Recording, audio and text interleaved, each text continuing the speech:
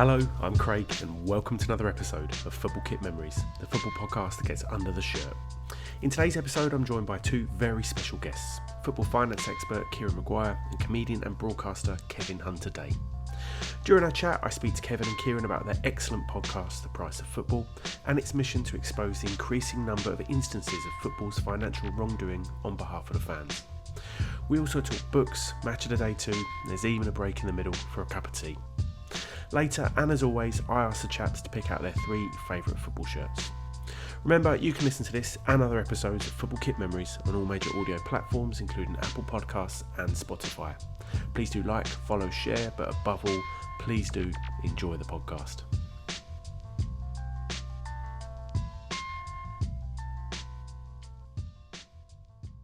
Okay, so today on the podcast, I'm joined by 2 guests. It's the co-host of the excellent Price of Football podcast. It's Kieran Maguire and Kevin Day. How are you, chaps? All right, thank you. Yeah, it's not bad. Just admiring your beard.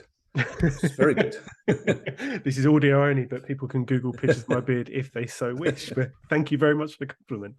It's a real pleasure to speak to you both. I'm a huge fan of what you do on the podcast, so just really do appreciate you guys taking the time. Thanks very much.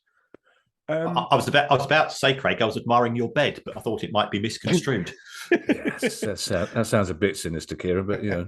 Yeah, I mean, you're breaking the illusion. This is all done very professionally in the studio and things like that. It's definitely not in my bedroom, chaps. So look, the Price of Football podcast, if I could explain it and you can correct me, I guess it's a podcast that looks at the financial side of football, both the management of and also more so the mismanagement of, mostly with clubs around the leagues in England, but also abroad too. Is that about right? Yeah, we very rarely spend time discussing the sound, decent management of money in English football because it very rarely happens.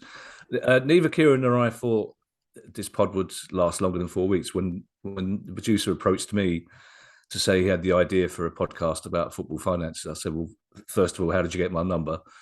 Secondly, that sounds like a terrible idea. It really does.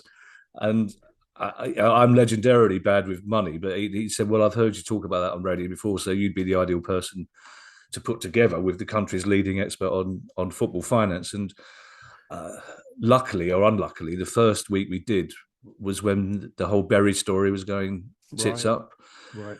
And Kieran was able to shine some light on that the rest of football was horrified to hear. Mm-hmm. And it sort of gave us a kickstart. And within 3 or 4 weeks, we were already getting a bit of interest. And then sort of 10 weeks later, the slightly awkward elephant in the room was it took 4 weeks for Kieran to tell me he was a Brighton fan. And for those people listening, thinking he's a mature man, it wouldn't matter. If he had told me he was a Brighton fan before the pod started, the pod would not have started. It's simple as that. But both of us, I think I'll let Kieran continue for this because both of us we're not mystified by the success of the pod because we know how much people love football, and it's amazing to me. Of all the things I've done, this is the thing that generates most interest. Of all the things that I've done, people sidle up to me in pubs and ask me about football finance more than anything else off the back of this pod. And it's because I think we've reached a stage in football. And as you say, we talk about football all over the world at every level. It's a conscious decision that we speak about, you know, Raith Rovers and the Bahamas as well as Manchester United and Bayern Munich. People, I think, suspect that things are coming to a head, and people suspect that control is being taken away from fans, and that we're reaching a situation where fans, if they ever did, have any influence almost whatsoever is being taken out of their hands, and people are worried. People are scared. You know, my own club has been into administration. We were, Palace were 5 minutes from liquidation in 2012. Wow. Right. You know, Brighton and Hove Albion were without a ground for 6-7 years. People are scared. People are worried, and people want reassurance that their club is in safe hands. And unfortunately, we can very rarely give them that reassurance. And and the way it works is because Kieran knew all this stuff already, but Kieran teaches me, and I'm kind of like the useful idiot who represents everybody at home because I'm the one going, "What? That can't be right." When Kieran told me about the Premier League's fit and proper persons rules, you just go, "That can't possibly be the case," and yet it is. And yet, so I think we're the first to sort of shine a light into those corners, and also, let's be fair, part of it is that we're a similar sort of age. we both like the same sort of music. We've both got a really childish sense of humour. Yeah. We both bicker a lot about things. So there's a lot of casual gossip going on in the pod, as well as entertaining information. That's really interesting. So I guess like you see yourselves as kind of almost being whistleblowers in this world of football that is becoming increasingly kind of taken away from the fans, as you say. One of the things I wanted to ask you is about the actual fan engagement that you guys do. So, I mean, I really like the fact that you get fans groups on the podcast, interview them and give them a platform as well. But you also take questions from fans too. And there seems to never be something that you can't answer, or at least have a dive into. Like, I just wondered like how that works really, like how you're able to just know all this stuff. And if you don't know it, able to kind of dive into the information, as I say, and find out. We do a lot of background research. As the show has grown, we don't. As the show has grown, we've built up a network of people in the game. So we know some very leading sports lawyers. We know people who are chief executives, agents, pie manufacturers, and it's just a case of. We've always said to anybody that comes on the show, you don't worry about it. You're our guest, and and my view when you're dealing with a guest is if somebody comes to my house and is wearing absolutely shit shirt, you don't tell them they're wearing a shit shirt. You just be nice. So we've never been rude to anybody, and I don't think I think we do try to treat people professionally, and that way you build up an element of trust. I am a nerd. I have no social life beyond this podcast, effectively these days, and going to the odd concert. So I love the questions, because it does send me down rabbit holes. And if I can't find the answer, we're now in a position where we know somebody that can answer. And of course, we try to be sort of as professional as we can be, and we don't give away sources and so on. And fans appreciate that, but the world of Google and the world of Companies House, which is a huge part of my background, does actually help me to find nuggets and bits and pieces, and somehow we've muddled through. I don't think we've had many questions, if any, that we've not been able to answer. The only downside is we've got a backlog now of probably 6 or 7 months worth of material. Wow. To such an extent that the former owner of a club, and I won't give the names away, sent a 10-page email complaining mainly about me with regards to his stewardship of the club, and I only got that email forwarded to me 2 days ago, and it was, and I feel really bad because I would like to have replied at the time, and I will reply, but we have hundreds upon hundreds of unanswered questions. We'll do a comic relief 24-hour podcast marathon of questions one day to get the backlog down. I don't know, but that's it. But it's completely taken us by surprise. I mean, they always say be big or be niche in the world of podcasts, and we are niche. The beauty of the questions pod, because we do 2 a week. We do a news one on a Thursday, and then a questions one. The beauty of the questions one is that some of the questions are really quite complicated accounting detail questions, which Kieran loves. If somebody asks a question about when an asset should be declared, I drift off, and he has a signal where I come back. But then some of the questions are like there's one we had a couple of weeks ago. Is like which player, pound for pound, is worth more his weight in gold than any other. So it's that sort of question. And a question we've got this week, a simple one that you don't occur. It's like how do the royalties get paid for the money that's the music that's played at half time? That's that sort of simple question. So they're a really broad range of questions. And also the fact is that we give a voice to a lot of football fans who haven't got a voice. So for example, we spoke a couple of weeks ago about the increasing cost of football for wheelchair users, which led to a lot of people telling us about, well, there are other disabled fans other than wheelchair users, and telling us stuff that we didn't know about. Some disabled car parks, a 15-minute walk from the ground, this sort of thing. And now off the back of that, we've got somebody from a disabled supporters group coming onto the show to tell us stuff that we didn't know. And we can give people a voice that they didn't have. And it's like York City, for example, we're probably the only international podcast that would give them a platform to tell us about what's happening at their club, the same at Scunthorpe. And the thing is, so sometimes Kieran does himself down because Kieran, because of his years of even-handed work in this field, Kieran has an enormous amount of integrity, not just amongst fans, but amongst people in the game. I mean, Kieran was a key witness at the inquiry that led to the Tracy Crouch fan-led review. I'm convinced there's something going on between Kieran and Tracy Crouch, obviously, which is a running joke at the pod. But people in Parliament, when the Derby County thing was unravelling and looked like it was going bad, Derby fans knew that Kieran was a safe source to go to. It's almost like the BBC in World War II. They knew that if they wanted to get straightforward, fact-based information, and everybody knows where Kieran and I stand. That, we're old-fashioned, hopeless romantics about football and the fact that every club belongs to its community and belongs to its fans. But that doesn't stop us being as unbiased as possible when it comes to dealing with stuff, or Kieran in particular.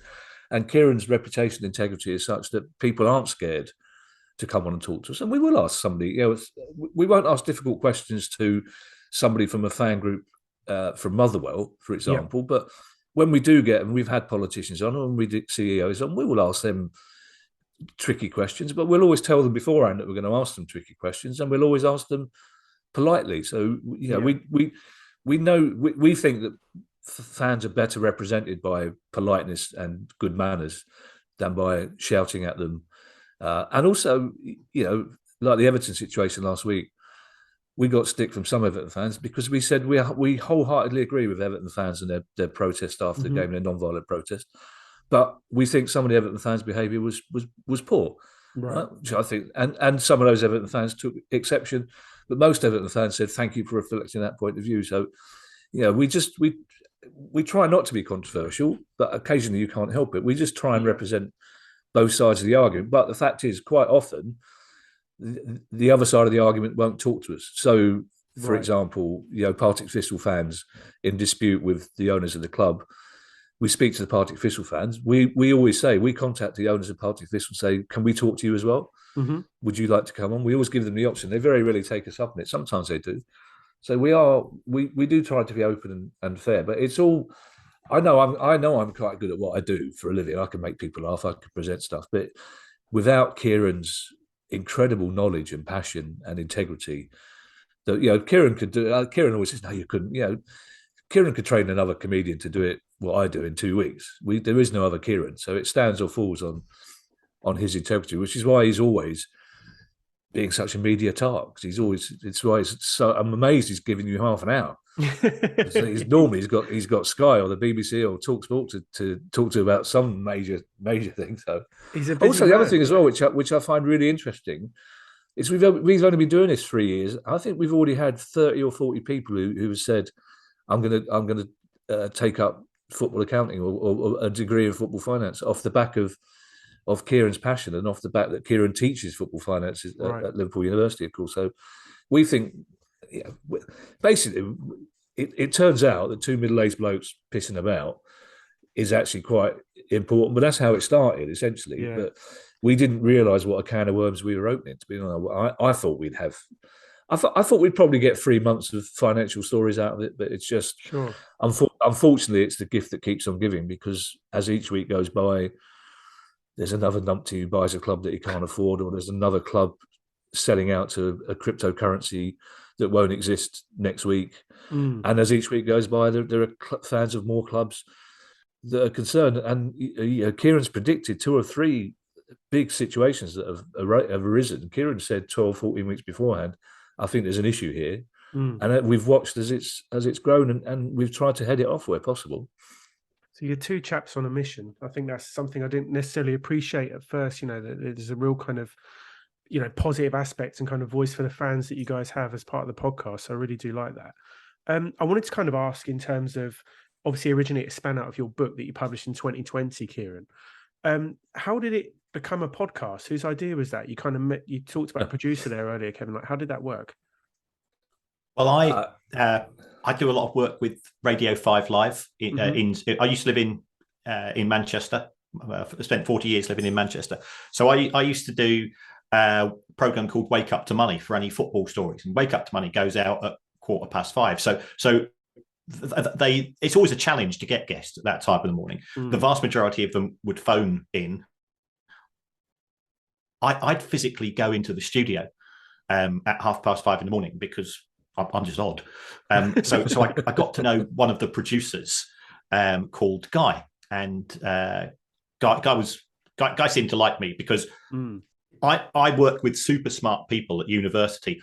I'm smart. I'm not super smart. The only gift that I've got, the only talent that I've got, I think, is I can make complicated things sound understandable. So he liked what we were doing, what I was doing whenever I went on 5 Live, and he just phoned me one day out of the blue saying, "I think I'm setting up a podcast company. I'd like to do a football finance podcast." And my reaction was the same as that of Kevin.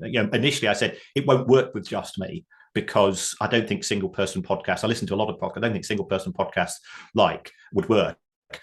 I'd known of Kevin's work. For Match of the Day, for Channel 4, for doing the racing, the cricket, all of those other sports. But the thing that struck me most of all was that when Brighton nearly went bust in 1996-7, Kevin, who's a Crystal Palace fan, did a benefit gig to help Brighton. And I wanted integrity in the show. And for me, that's the ultimate. That's the ultimate. And so, I said to Guy, especially I was having a midlife crisis at the time and was thinking of moving back down to Sussex, but continued to work in Liverpool. When we started doing the show, we physically used to meet up, and then we discovered this thing called lockdown, and we've been online ever since. I never did get a thank you for that Brighton gig. I think I had to pay my own train fare home, as I recall. Chaps, look, I could talk to you about the podcast forever, but I'm conscious of time. So I just wanted to kind of cover off the shirts you've chosen to talk about today. I know you guys do talk about shirts quite often on the podcast, and you've released your own one for the podcast too, right?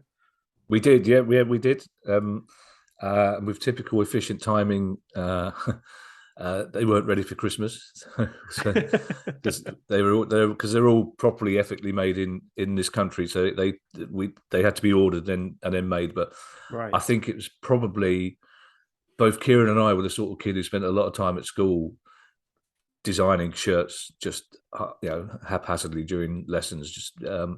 So when we got the opportunity to work with an actual shirt manufacturer, I think it was probably Kieran and I's. That meeting we had was one of the happiest 2 hours I've ever had, just discussing what the kit should be. And also, again, this is something else we discussed on the pod, but only because Kieran is colourblind. It had never occurred to me in all my life watching football that 8% of the people in a football crowd were colourblind. And every week I get an impassioned WhatsApp from Kieran going, I can tell which team's which. So we had to take all this into consideration. And also, we spoke to somebody from the Colourblind Association who told us that she wouldn't say names, but she knew of a couple of high profile footballers that had high profile moves that didn't work for them because they moved to a club whose shirt they couldn't actually see to pass to. So these are all things that I learned doing it, but designing that kit and the badge, and that was really, really happy 2 hours because we both love kits. We both got very, very understanding partners, but even their patience is sometimes put to the test by going, "Have a look, Ali. Have you seen this? What? Look at this. Look what Roma were wearing in 1963." Nice. Well, it's so easy to geek out on. So Kieran, you've picked 3 shirts. We're going to whiz through because you've got another media engagement. You're such a busy man. So we're going to whiz through these. So the first one you've picked out for us is the Man United 1970s away shirt by Admiral. This is the white one with stripes on. Talk to me about this one. Why have you picked it? The reason why I chose it was I remember at school the first time we saw it on the telly, and we were used to monochrome football kits. Manchester United in those days were not the successful club that you associate, but everybody in school wanted it, and I remember saving up my pocket money, and I had my Brighton shirt, but to have a football shirt which was the Brighton shirt was a blue and white striped shirt, didn't even have a badge on in those days. To have a manufacturer's badge, the club crest, and the sort of the glamour of these 3 white stripes going down the front of it was was amazing. So you just wanted to play in it because it seemed real, whereas the clubs didn't used to sell merchandise. So I think it was sort of very much the start. I appreciate Leeds had that relationship with Admiral as well, with the white shirts and the yellow shirts and so on. And it was just sort of the start of that for me, that period of being interested in football shirts, and it was the one that always stuck out for me. Lovely. But the Admiral kit at Leeds is really interesting because Don Revie, of course, was involved. But I think I'm right in saying that part of the deal with Admiral was that Leeds wore their away kit no matter what colours the home team was wearing. So they wore that every away game as part of the deal. So, which is why it became so iconic, I think. Plus the tabs as well and the little smiley face badge. Yeah, I had no idea about that. It's very interesting. Yeah, interesting. So, Kieran, shirt number 2, you've gone with Germany 98 to 2000. Is this the 98 World Cup one? Yes. Yeah. It was. It had the German colours across the top of the shirt in sort of a wavy line. German football, I think, in those days was pretty cool as well in terms of the people that were playing the game, and being colorblind, I have quite an affinity for white shirts because.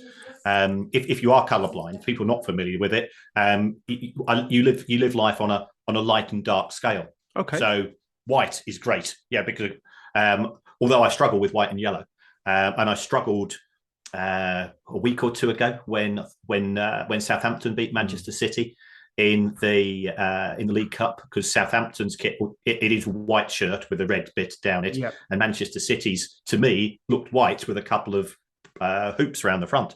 But it was just a cool. I'm a huge fan of German football and German football culture as well. I went to the World Cup in 2006 and had a fantastic time. I've been to a few World Cups. That was the one I think I enjoyed the most because I realised I just so much in common with German football fans. They are. It is that culture of the football club belongs to us, and I think they're really well organised, probably more organised collectively than fans here are. Yeah, of course.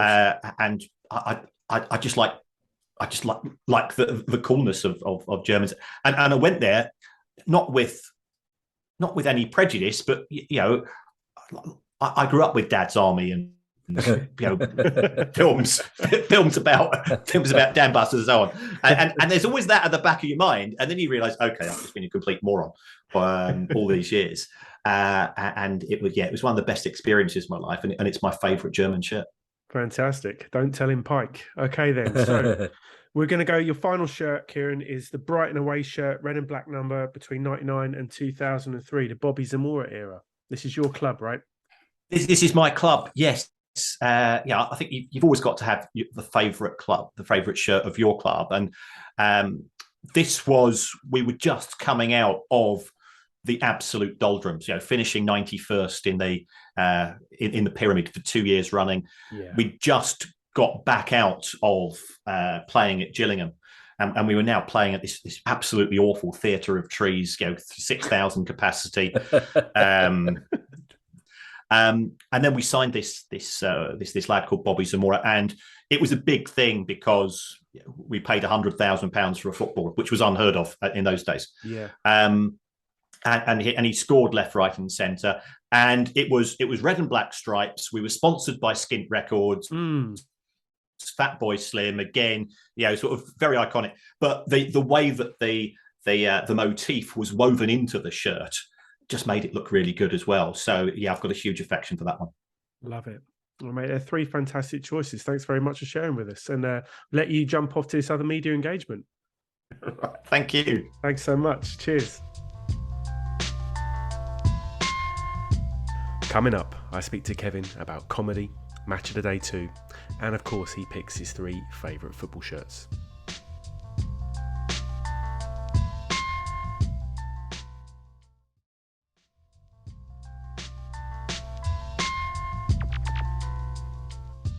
Okay, so back with just Kevin this time. We've both gone and made a nice cup of tea. So Kevin, I just wanted to ask you a bit about, like I've been aware of your work for years, the comedy you've done, the broadcasting, but you've done a lot of stuff football side as well, like Match of the Day reports and like Five Yeah. Live, Talk Sport and things. How did that all come about? How did you get aligned with football in the first place? Well, the Match of the Day 2 thing is probably it's the best job I've ever had.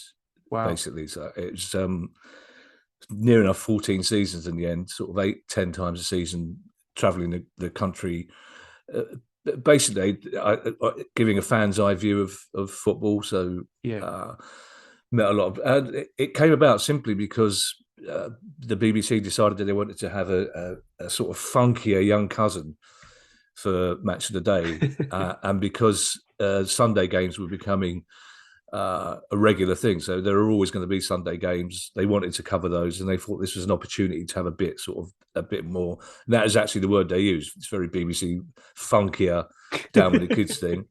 And it just so happened that the producer of the first series was a Palace fan who I'd met a couple of times, and he just approached me and asked me if I'd like to do it. And originally, I was supposed to be in the studio. I was supposed to do like 5 minutes at the end. Okay. Of like, oh, did you see what happened here? Which sort of turned into Too Good, Too Bad. But the first 3 weeks, the first week, because they got the timings wrong, I didn't even get. I was on the sofa but never said anything, which Gordon Strachan never fails to remind me every time I see him.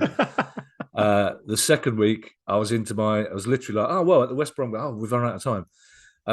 So they decided that wasn't a viable idea, but they still wanted to use me. So they came up with this idea of making me the sort of roving reporter, looking for different. So they would give me a story to go. So that's how I ended up meeting Sylvester Stallone at Everton. Wow. Spending the day with Delia Smith in church at Norwich, and getting the sort of access that as a kid. I mean, as a kid, I mean, Match of the Day. The first time I was in the studio and the Match of the Day music was playing, I was just like, I can't, actually being on the pitch when players are warming up, getting in the dressing room at Old Trafford. It's just like, it's a cliche, but they're just all real pinch me moments.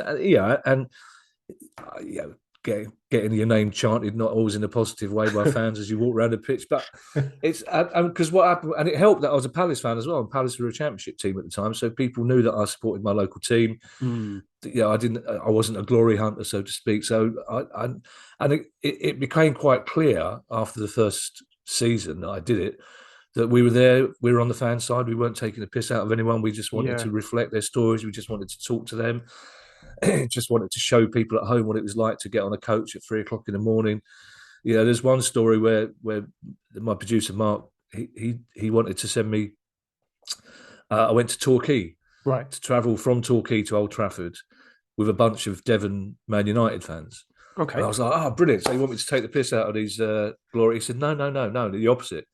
We want to find out why these people support Man United and why they're willing to get up at 3 o'clock in the morning. And it turned out that all these people had these brilliant stories, and they were all like, because their dad, one of them was because his dad was a soldier and been based down there. One of them was because but they all had reasons for being Man United fans. One of them was his granddad met George Best once, and that was enough. But they were all proper fans. They were all home and away fans. So I just loved that. I loved it. I mean, I missed a lot of Palace games, which was unfortunate, but just the people that I met and the insight that I got, it was just, I was so excited. And it's still a lot of people still say, I really love those pieces. I really, I'm really good friends with two Man City fans. I got talking to this posh woman called Ina, very proper Cheshire posh, but home and away Europe. I'd been to Man City since the 60s, and she became very good friends. And even now, when City are coming to Sellers Park a couple of weeks' time, she's already phoned up because I have to reserve a space for a car outside the pub. she's that grand, I mean, it's like. And there's a chap he's now the head of Man City's gay supporters group. I've met him; he's become good friends. So I made all these. It was just fantastic. It was a wonderful job. And then off the back of that, I was like, that's when I started to get asked to do all sorts of stuff for radio. I do a lot of talk sport, So I'm really proud of the fact that I kind of have, and I think that helps on the pod as well. We talk about Kieran's integrity. I do know that I certainly amongst a certain generation of fans, I do have a level of integrity for people know that I've been there, they know that I've been to Carlisle on a wet Saturday afternoon as a Palace fan. You know, I've been away to Shrewsbury. I've had stuff chucked at me in Blackburn on a train there. So I've done all those things that football fans love talking about in pubs. You know what I mean?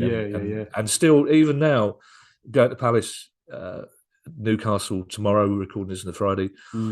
As my wife says, I'm already excited about going to the same pub and talking the same bollocks to the same people in the same table. That it's almost reached a stage for me where the game's kind of neither here nor there. It's just being with the fans. You know what I mean? And it's like football's changed as well, but I've never had any animosity at all whatsoever from any fans for being a Palace fan. And I think a lot of that is to do with match of the day too. So it's I love doing it, and I'm really proud that I did that.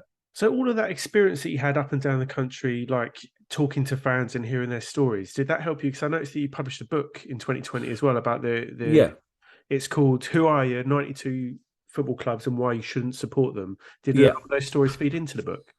Some of them did, yeah. The reason why I've always wanted to write a book, I love reading. My dad taught me to read at the age of 4, right? Because he was God rest him, he was a good old fashioned trade union lefty, and he thought it was important that working class kids could talk to the enemy, basically. So, and I've always loved reading. I've always loved writing. I always wanted, as a comedian, I was a very good comedian, very influential, but I missed out on the sort of the DVD generation. I was just before that, so there isn't much of my stuff knocking about, if you know what I mean. There's the odd YouTube clip, but you can't buy a DVD of my. So I always thought that a book would be the only way I'd sort of leave a legacy, if you like. Yeah. And I always thought the book would probably be about football, but what I wanted to, because I used to enjoy.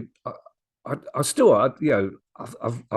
had some brilliant times at Liverpool, Man United, Man City, but I tended to be happier when I was sent to Portsmouth or Middlesbrough or West Brom. You know, I mean, clubs that I could sort of relate to and fans that I could relate to. And I wanted to write a book where every club had a chapter.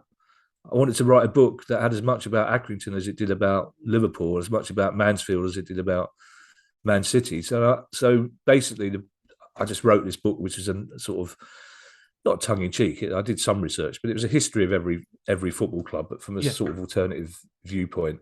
Okay. And I loved doing it, and people were really, really happy that their clubs were included. That I treated quite rightly, you know, to a Morecambe fan, their club's as important as Liverpool is. Same reverence, the same reverence. Of course, it's the same importance. So I gave the same level of importance to all, and also I took the whole. Originally, the book was called it was 92 Football Clubs and Why You Shouldn't Support 91 of them, but Bloomsbury insisted I included Palace. So I came up with 3 reasons why you should never go to each club, basically. But also, a lot of it was me talking about away games I'd had at different places, you know. So it's like a lot of it was personal football memories as well, and also because it was equal opportunities piss taking as well. I took the piss out of Liverpool as much as I did out of, you know, Plymouth Argyle, if you like. So I think people appreciated that. But also part of the book was just not debugging. It's like the chapter on West Brom, for example, was based around their nickname, the Baggies, and why they're called the Baggies. Right. And there's about 17 versions of why they're called the Baggies, and they're all bollocks. All of them are nonsense, right? And so that's what I spoke about. So that's how I spoke about the history of West Brom. Yeah, you know, one of the theories was, of course, that the money, gate money, was collected in a bag. Blah blah blah. Okay. One of the theories was that there was a players' strike, and the kids had to play, and they wore the first team kits, and they were very baggy. All nonsense. You know what I mean? But that's kits, and so there's a lot of talk about kits because I love kits. So, for example.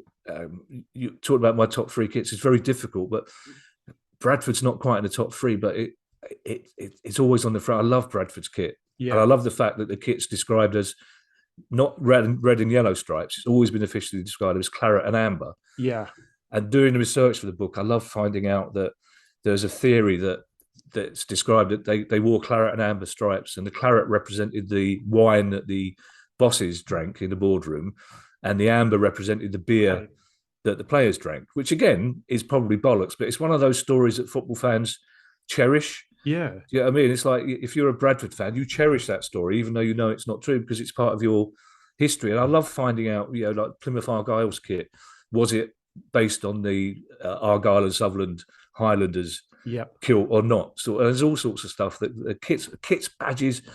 I love all that stuff. I love everything that links a club back to its early days. I love finding out why. And also, you find out that some of the kits back in the early days of football in the 1880s, they were fancy. Yeah, they were really fancy. But also, there's a great thing as well that a lot of the clubs, especially in the south, where the players tended to be more gentlemanly, if you like, they would decide on a kit.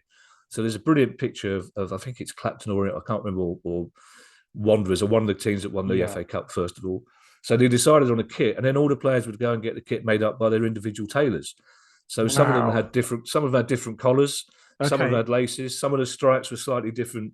So there's no idea of uniform kits. So finding all that stuff out for the book was just fascinating. I do say in the foreword to the book that if you're going on Mastermind and the history of football is your specialist subject, don't use my book as research, because a lot of it is a level of research you get from talking to blokes in pubs. But it's one that then there's a kid as well. The only reason I love Subbuteo as a kid, I didn't like playing it, but I told everybody I loved it because I just wanted to get kits, Subbuteo teams for Christmas. I just wanted to get the kits. I love them now. I got I had a big birthday recently, which I can't tell you because people will be too shocked to hear. They think a man who looks that young can't be that age. but somebody got me a Subbuteo kit of my favourite Palace kit. I couldn't have been more happy. It's brilliant. So I've always loved the football kit, and like I said earlier on, would generally at school just like draw a little shirt and then think, what's it going to be? I think kits are brilliant now. I still do.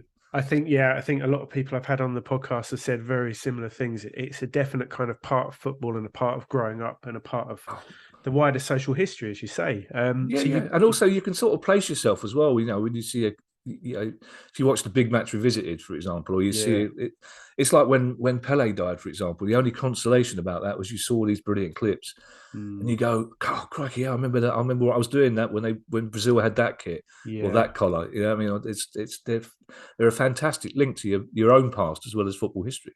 Yeah. Do you know, I find the videos of that 70 World Cup, for some reason, the colour of it, whatever it was, the way they're filmed, just the way the kits pop in that World Cup is just incredible. I think coming out of a black and white era as well, just unbelievable. Well, that's the thing with me is the second kit I will talk to you about in a minute. It's because we didn't get a colour telly not until about 1971, so we were quite late getting a colour telly, but we got it on the Monday. And my dad let me have the afternoon off school because the colour telly was arriving. And it's just like, and it's like, Mum just couldn't wait for Crossroads and Coronation Street. Said, but all my dad and me would because my dad went, this is terrible. We should have got it on Friday. So we've got a whole week to wait for Match of the Day. Right. To see football in colour. I've seen football in colour. I used to go to Sellers Park, so I knew what football looked like in colour. Yeah. But seeing it on telly for the first time, and it was an Everton game, you think, oh my God, you just fantastic. I still remember that Everton kit now, that royal blue, plain royal blue white shirt, just because that was the first team I saw a Match of the Day in colour. I love it. Yeah. Well, you picked out three crackers here, and a real kind of like a real kind of nod to the past as well, which I like as well. Actually, I should confirm. So you've mentioned a Palace shirt as your first shirt, but it's the claret and blue stripes with yellow trim. Are we talking about from the end of the 60s, or are we talking about kind of later dates where you've had yellow trim on quite a few shirts? No, the end of they've quite a few of the kits, the red and blue kits later on now have had yellow trim, but this is the classic one from the end of the 60s. I like it. Like sometimes when you ask your favourite songs, depending on what day it is and what mood you're in, they change, but there's always one favourite, and this one is always my favourite. And Palace, we were a real backwater humdrum club. Yeah. Right. We spent most of our lives from 1905 in third division south of the fourth division. But all through that time, we were quite imaginative and experimental with kits. We had some quite unusual kits. Like in 1961, we had this white shirt, black shorts with a claret and blue thing. Of course, Steve Parish now claims that we were founded in 1861, not 1905. Okay. So he's made a lot of money marketing the shirt from 1861, which is half light blue, half white. Yes. But if you accept that we were started in 1905, our first kit was borrowed from Aston Villa. So we used to wear claret and blue. So we've always had versions of claret and blue, but the 68, 69, then going into the first division one, claret with light blue stripes and a yellow, just a round yellow collar, just for me is the best kit. It's the best kit ever. The reason I want to become a multimillionaire is so I can buy Palace and make them wear the. Yeah, because the red and blue kit is great. And when Malcolm Allison took over, we started putting badges on arms. Yeah. We put numbers in the middle of the front. We mucked about with all sorts of things. The white kit with the red and blue sash, which I can't say out loud isn't my favourite kit because every other Palace fan would kill me. But that claret and blue kit, it shouldn't really work. But it's just claret with thin light blue stripes. Yeah. And we mucked about with variations with a light blue, but that one with the yellow collar, it just sort of ruined because they wore white shorts with it a lot of time. But then claret socks. But for me, that kit, and of course, it's to do with growing up and my own history and childhood. But I still think it's a thing of beauty. I love that kit. And then they went and ruined it by having the white one with the claret and blue stripe down the front, which under normal circumstances I would think was a brilliant kit. But because it replaced the claret and light blue stripes, the one you liked, and I still, my son, one of my Christmas presents was a program from John Sewell's testimonial in 1971. Okay, which is a lovely gift. And then, lo and behold, on Boxing Day, one of the players who played in that game, David Payne, he still comes to the pub we drink in before Palace games. So wow, I just got quite emotional because I thought that man wore that kit in that photograph in that program I just got, and here I am. All these years later, talking to him, it's brilliant. So that kit, for me, that kit's the best kit ever. Really evocative, beautiful, interesting. I'd never seen that one before, so I really do like that one. Your next shirt, this is one I have seen before. This is a real cult pick. It's really interesting as well. So this is Birmingham City's away shirt between 72 and 74. I think it's by Umbro, and it's based on the flag of West Germany, which just seems so odd, right? I remember, I might have got this wrong, but in my head, we saw Match of the Day on Saturday night, but for us in London, it was the big match. Yep. On Sunday with Brian Moore. That was the really important one. I loved Brian Moore. I wish I'd got to meet him, as everyone said he was just the nicest man. But in my head, the first game I saw on the Sunday in colour, and I'm convinced it was QPR Birmingham, but wherever it was, Birmingham were on it, and they had that kit, and it was so brilliant. I said to my dad, I think there's something wrong with the colour on the telly. Right. Because it's like, and I read during research for my book that in the first years of the First World War, Blackpool had a kit that represented the Belgian flag to show solidarity with Belgium. But why Birmingham chose this kit, which was basically yellow, black, and red? It was basically the West German flag of the time, but it was just fantastic. And I can only assume someone at the time was clever enough to say that in 50 years' time, this kit is going to be a retro icon. Yeah, because I know Birmingham fans absolutely love it. I used to quite like that Birmingham kit anyway, the blue with the white stripe down the middle. But that kit was just, I thought this is amazing. I thought this is the future arrived at my doorstep in 1972, and it's just like it just looked. And also the fact that it's like Birmingham, no disrespect, it's a fact. It's like Palace wearing it. It's like, why is a team like Birmingham being this adventurous? You know what I mean? It's like, it was a gorgeous kit. And because I remember they had this player called Trevor Hockey who had this huge beard. Right. So I just remember the beard and the kit, and it's just like, you think, oh, that's really cool. And then you think, it's one of those things you think, it's so cool. I wonder if it's too late to switch teams. Well, I tried to look into why they had it, and all I could find was that apparently there's a rumour, a bit like the West Brom rumours that you were talking about, that they went on a pre-season tour of Germany and the chairman just liked the colours. So it wasn't even a marketing decision. Or see, that's interesting because you found out more than I did. Because when I was researching Birmingham because I like Birmingham, because I know if I was born in Birmingham, I'd have ended up being a Birmingham fan, not a Villa fan. In the same way that I ended up being a Palace fan, not a Chelsea fan. I always kind of quite like the club that are second in the city, if you know what I mean, or supposed to be. But I could find nothing. My research doesn't go that deep, but I couldn't even find that information out about why they chose it. Because also it's quite a strange decision because, Kieran mentioned Dad's Army earlier. Yeah. At the time, sort of the late 60s, early 70s, all the comics, all the films, the Germans were still the bad guys. The jokes, So it's still it was quite ballsy to pick a kit that looked exactly like the German flag. Yeah, it's interesting. I guess like they weren't selling replicas at the time, so there wasn't a commercial aspect to think about. Which, that's another really interesting point, Craig. Is I know that Aston Villa, right, the first year of so 1888 or whatever, they did sell some kind of replica. You could get a copy of the shirt somehow, Okay. but I don't know whether that's true or not. But it's really hard to pin down when the whole replica shirt thing, because like by the 90s, the whole replica shirt thing was huge, but Yeah. it's really hard to pin down just when you could and couldn't buy replica shirts. Yeah. And it certainly wouldn't have been in 1972. There's certainly, I don't think you would have been able to buy an away shirt in the club shop. So I don't think those decisions were made, because you remember, you're way too young to remember, but for the most part, in those days, you didn't wear the away kit unless you absolutely had to. Yeah. Yeah. And even then, you would change the shirt. You wouldn't change the socks. So Palace would play away in a yellow shirt, but still with the white shorts and the claret blue socks. So the whole idea of having a standard second kit wasn't really a thing until sort of the mid 80s. Yeah. Maybe a bit earlier than that. But that kit's still one that every now and again I close my eyes and see that bouncing around in front of me. Well, I looked into this as well. They reissued it for their 140th season, and I think it's 2015 it come out. So they reissue like a modern take on it as well. Yeah, which looked great. Nice. Yeah, I like it. I've never had that one chosen before, so I like that choice a lot. And this one, your final shirt that you've chosen, this is, a beautiful classic. So you're going for the very kind of iconic late 60s Fiorentina purple home shirt. Yeah. It's a toss-up. For me, this could have been Roma in the 70s or 80s. Could have been Ajax at any time. Could have been Peru. Could have been Holland. But as a third choice, this came about purely because somebody bought me a Subbuteo kit back in the day. It's just one. Even for them, it looks like it's just one color.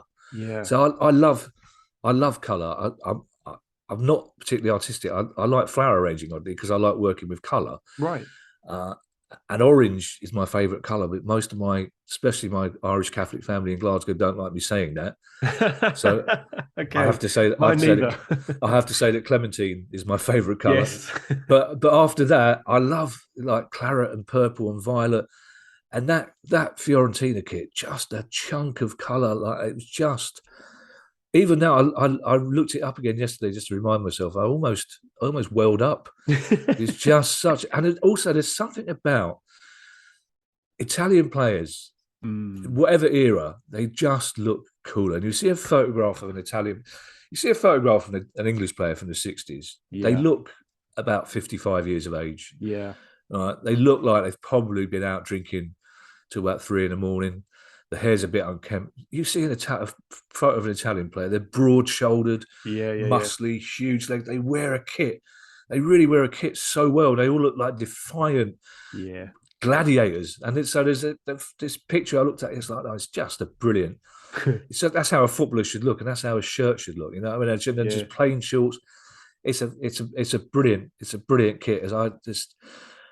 And it's just that thing. It brings back a memory. It's just like, and then of course, what happens is you get bought the Subbuteo kit, and then you think, well, I'm going to have to find out about this team. So I learned so much about history as a kid growing up. You think, oh, why Luton Town called the Hatters? And then you look it up and you find out about these things. You think, why has that club got that on the badge? And you look it up and you find out, and it's just fascinating.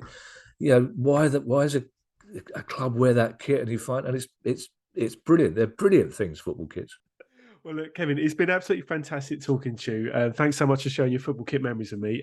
Listen, I wish you all the best of the pod. I absolutely love it, and I'm sure thousands of others do. So people can tune in. It's on all good podcast platforms. They can also get your book. Is that on Amazon still, that book? The book is still available, yeah. Who Are You? 92 football clubs and why you shouldn't support them. That's very much available on Amazon. It did quite well, actually. I'm very pleased with that. So, lovely stuff. And there's another book in the offing for both Kieran and I as well. So fantastic. So when that happens, we'll come back on and talk to you again, hopefully. So there you have it. Massive thanks to both Kieran and Kevin for sharing their football kit memories with me. You can follow me on Instagram or get in touch via Twitter or email. Make sure you follow the chaps on Twitter too and listen to their excellent podcast, The Price of Football. It's one of my favourites. The music you heard on my podcast was produced by Eviled. You can check out his music on his Bandcamp page. There's links to everything that I've just mentioned there in the notes section too. And I guess finally, thanks to you for listening. If you have enjoyed it, please do spread the word, give me a follow on social, and subscribe to Football Kit Memories on your podcast player of choice. Sharing is caring. And other than that, I guess that's it. So until next time, and hopefully it won't be a year till I make another one of these, I'll catch you later.